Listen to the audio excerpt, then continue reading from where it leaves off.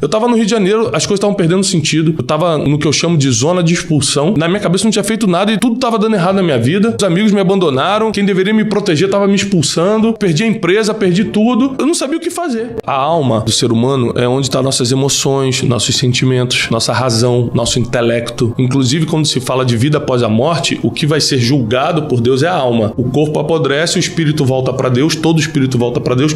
O espírito é tipo o meio de comunicação que ele botou. Ele botou um espírito em você pra ele poder falar contigo. Seu intelecto, suas ideias, suas memórias, seus sentimentos, suas emoções, é a tua alma. E é isso que é julgado. Então, por isso que eu falo muito de inteligência emocional. Quando eu entendi que a gente vai ser julgado pela nossa alma, então eu tenho que dominar minhas emoções, ué. E daí eu comecei a estudar violentamente vida emocional. Primeiro porque quando eu quebrei, o que foi mais afetado foi minha vida emocional. Eu percebi que eu era um cara muito doente nessa área, era nervoso, impaciente, injusto, com um monte de coisa, tudo ligado a trauma do passado, complexos de inferioridade que eu tinha terríveis, complexos de aceitação, fazer qualquer coisa pra ser aceito. E eu descobri isso quando eu quebrei, quando veio tudo à tona, quando todos esses complexos vieram pra fora. Eu falei, opa, o que adianta então eu estar fortalecendo meu espírito se minha alma tá quebrada? O que adianta eu ir pra academia e fortalecer meu corpo se a minha alma tá falindo? Comecei a valorizar a inteligência emocional, sem abrir mão da espiritualidade. Agora, quando você fortalece o espírito, que nada mais é do que o ponto de comunicação de Deus em você, como é que fortalece o espírito? Duas formas. Ouvindo, a Bíblia diz que a fé vem pelo ouvir e ouvir a palavra de Deus. Quanto mais você ouvir a palavra de Deus, mais fé você vai ter.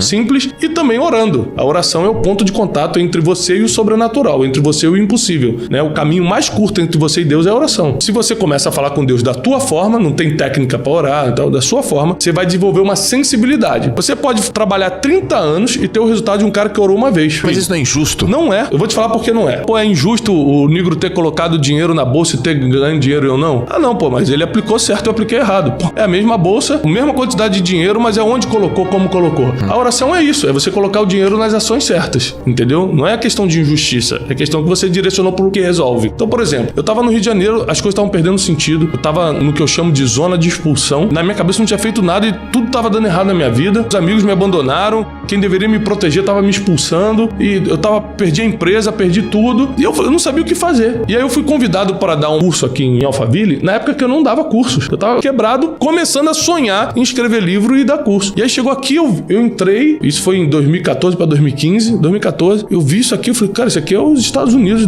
eu pedi um sinal a Deus. E isso é importante você estar conectado. Eu falei, Deus, isso aqui tá me impressionando. Eu tô impressionado com isso. Porque presta atenção, você tem coragem de fazer essa maldade, de levar seu filho no dia das crianças, na loja de brinquedo, e depois que ele viu tudo, brincou tudo, você fala, não, Johnny, eu não posso te dar isso não, desculpa, só ver. Cara, isso é uma maldade muito grande. Ou seja, Deus nunca vai deixar você ver uma coisa, sendo teu pai, ele nunca vai deixar você ver uma coisa que ele não possa te dar. Se ele deixou você ver, é que ele tem intenção de te dar. Um dia eu tava comendo chocolate em casa, vi um dos meus filhos vindo andando pelo corredor, escondi o chocolate. Por quê? Próxima hora do almoço, se ele visse o chocolate, ele ia querer. Não tem como brigar com a criança, sabe que a criança vence pelo choro. Eu escondi, pra quê? Eu não posso mostrar o que eu não tenho intenção de dar. Simplesmente escondi. Então, quando Deus me mostrou isso aqui, eu falei, cara, impressionante, Senhor, impressionante. Mas, me dá um sinal. E o sinal, aí eu pedi um sinal, que eu quero fechar um contrato assim. Na mesma semana surgiu esse contrato. O contrato eu assinei, eu botei tudo na mala e de um dia pro outro eu tomei a decisão. Falei pra minha esposa, vamos morar em São Paulo. A gente deu nossos amigos de infância, vamos pro novo. Vamos sair da zona de conforto, pegamos e viemos. Chegou aqui, o contrato nunca foi pra frente. Aquele contrato que era tipo uma segurança financeira que eu ia ter pra me mudar, nunca foi pra frente. E nunca me faltou nada. Não deseje o resultado de uma pessoa sem saber o processo que ela passou. O processo que eu passei foi de muitas tomadas de decisões pela fé, foi